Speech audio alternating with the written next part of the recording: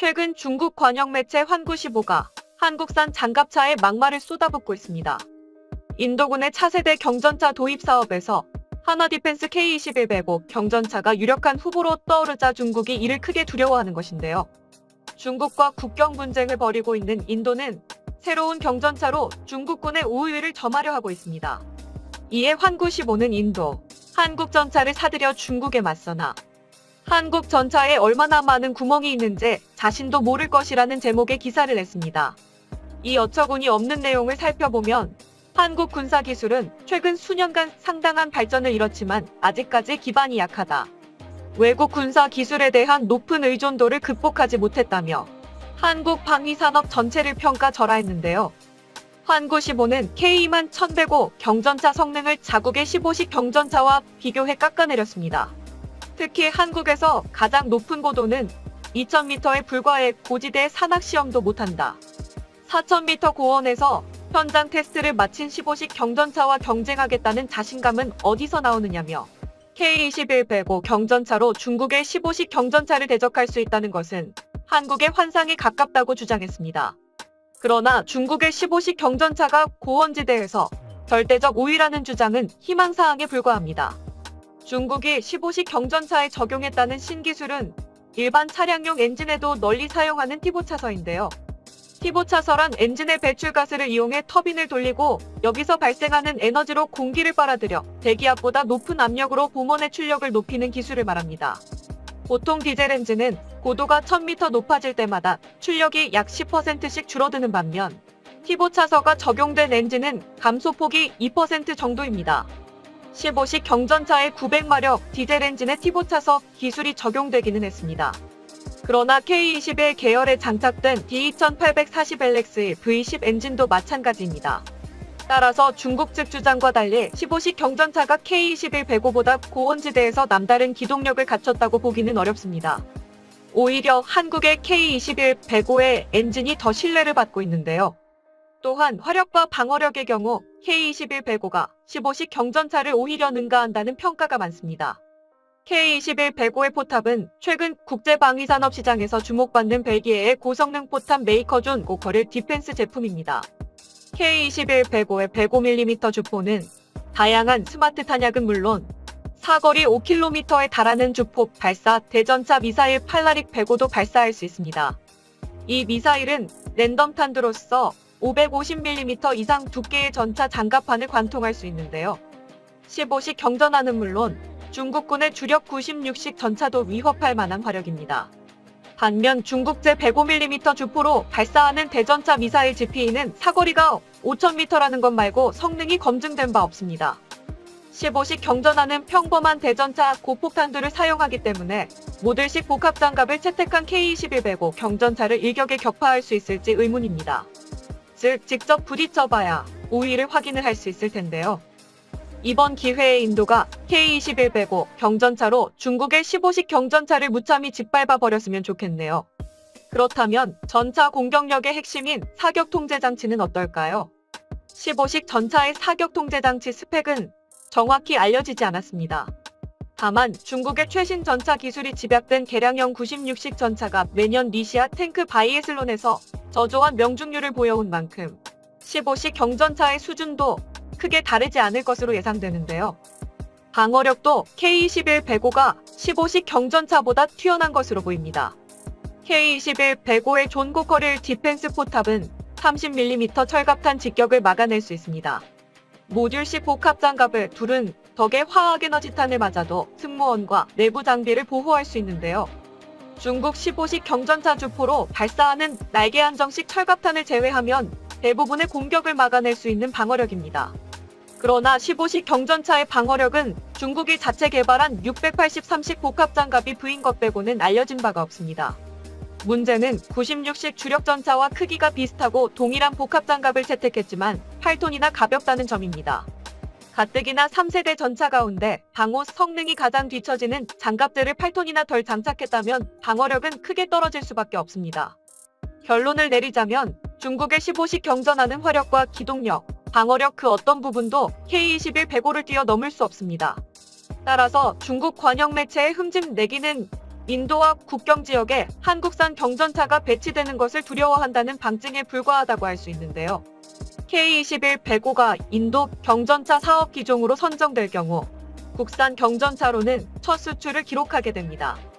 K21-105 경전하는 육군이 운용 중인 K21 보병 전투장갑차의 차체의 벨기에 존 코커릴 디펜스사가 만든 포탑을 장착한 것인데요. 그동안 국산 K200 장갑차에 90mm 포를 장착한 경전차가 시험 제작된 적은 있습니다. 하지만 105mm 포를 장착한 본격적인 국산 경전차는 K21-105가 처음입니다.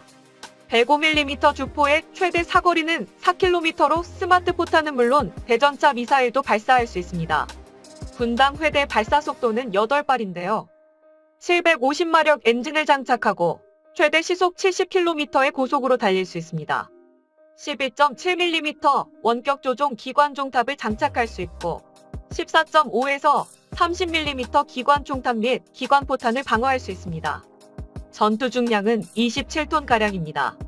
인도 경전차 사업은 지난해 중국이 인도와 무력 충돌을 벌인 라다크 일대에 최신형 15식 경전차를 배치한 것이 기폭제가 됐습니다. 라다크 일대는 탄압지형이어서 무게가 무거운 중전하는 작전하는데 제한이 많습니다. 인도군은 라다크 일대에 러시아세 T-90T-72 주력전차 등을 배치했지만 중국군 15식 경전차에 대응할 만한 수단은 없는 상태인데요. 이들 전차의 무게가 40에서 50톤에 달해 고산지대에서 제대로 작전하기 어렵기 때문입니다. 이에 따라 인도군은 중국 15식 경전차 등에 대응하기 위한 경전차 사업을 추진키로 하고 지난달 RFI를 발표했습니다. 총 350대를 도입할 예정으로 경전차 사업의 총 사업 규모는 2조 원에 육박하는 것으로 알려졌습니다. 인도는 신형 경전차 모델에 대해 원격 조종 무장 스테이션, 대전차 대공 임무 동시 수행, 안티드론 전자전 교란, 주포 발사 대전차 미사일 및 스마트 탄약 운용 능력, 다양한 전자장비 운용을 위한 보조 동력 장치 등을 요구하고 있습니다. 한편 호주 맞춤형 레드백의 한국군 도입 가능성이 제기돼 큰 충격을 주고 있습니다. 복수의 정부 소식통에 따르면 지난해 하팜에서 100대 이상의 K21 추가 소요가 결정됐습니다. 현재 소요 검증 작업이 진행 중이며 관련 예산을 타내면 2024년부터 육군은 새 K21을 받을 수 있게 되는데요. 익명을 요구하는 정부 소식통은 육군 제7기동군단에 K21을 더 배치한다며 북한의 탱크는 이제 우리의 상대가 안 된다. 유사시 안정화 작전에선 K21이 K 탱크보다 유용한 전력이라고 판단했다고 말했습니다. 레드백은 한화 디펜스가 호주 육군의 LAND 403단계 사업에 내놓은 도전작입니다. LAND 403단계 사업의 목적은 180억 270억 호주 달러를 들여 호주 육군의 궤도형 보병 전투 차량 450대를 사는 것인데요. 호주에 사는 붉은 등독 거미를 뜻하는 레드백의 원형은 K21입니다. K21은 호주인의 체형을 고려해 크기를 키웠고 K9 차주포의 파워팩을 가져왔습니다. 군 관계자는 K21 개발 노하우를 바탕으로 레드백을 만들 수 있었다며 두 장갑차는 DNA가 같다고 말했습니다. 따라서 당장 K21에 도입할 수 있는 레드백의 신기술이 여력 있습니다. 이를 더하면 K21은 세계 최고의 장갑차가 되는 것인데요. 우선 능동방어 시스템인 아이언 피스트입니다. 레드백엔 장갑차로 접근하는 적 대전차 미사일을 능동위상 배열 레이더로 포착한 뒤에 이를 요격하는 아이언 피스트가 갖춰졌습니다. 지휘관이 장갑차 내부에서 특수 헤맥으로 밖의 상황을 한눈에 볼 수 있는 아이언 비전도 있습니다. 장갑차 내부에서 외부를 관측할 수 있는 도구는 조준경과 잠만경인데요. 이것들은 시야가 아주 좋습니다. 그런데 아이언 비전은 장갑차 밖의 영상을 헬멧 장착형 디스플레이로 볼 수 있습니다. 고개만 획획 돌리면 마치 투명 장갑차 너머 외부를 그대로 들여다볼 수 있는 것인데요. 시야가 좋기 때문에 언제 어디서든 적들의 공격에 빠른 대처를 할 수 있으며 선제 타격도 가능합니다. 또한 레드백의 궤도는 철이 아닌 복합 소재 고무 궤도입니다.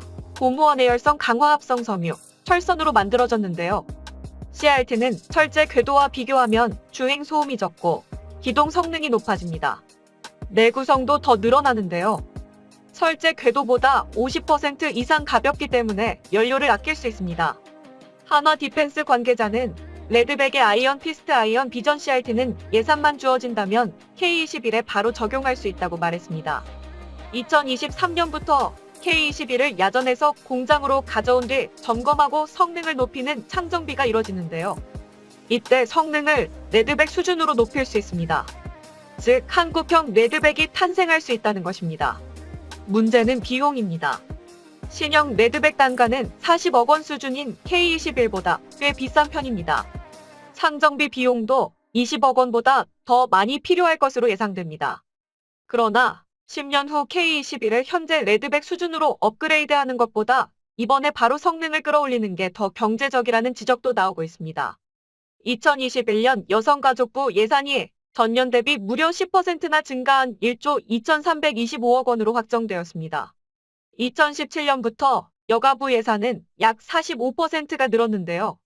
남녀 갈등만 조장하고 있는 여가부를 해체하여 국방 예산으로 편입시키면 현재 운용 중인 K21 전량을 레드백으로 바꿀 수 있을 것입니다.